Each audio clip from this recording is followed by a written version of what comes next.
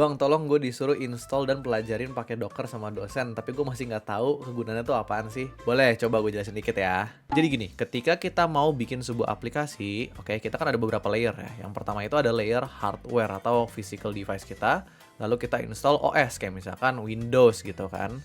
Nah, aplikasi kita, dia itu akan diinstal di atasnya layer OS. Yang berarti ketika kita punya teman misalkan yang pengen install aplikasi yang sama, tapi oke dia punya OS yang berbeda gitu. Otomatis app kita ini harus di-adjust ke operating system teman lo ini. Nah, kalau lo mau pinjemin lagi ke teman lo yang lain yang punya OS yang berbeda lagi, ya lo harus sekali lagi nge-adjust app lo itu sesuai dengan kebutuhan OS teman lo yang satu lagi. Nah, ini kan jadi repot karena ya app lo itu harus di-adjust ke OS yang berbeda-beda.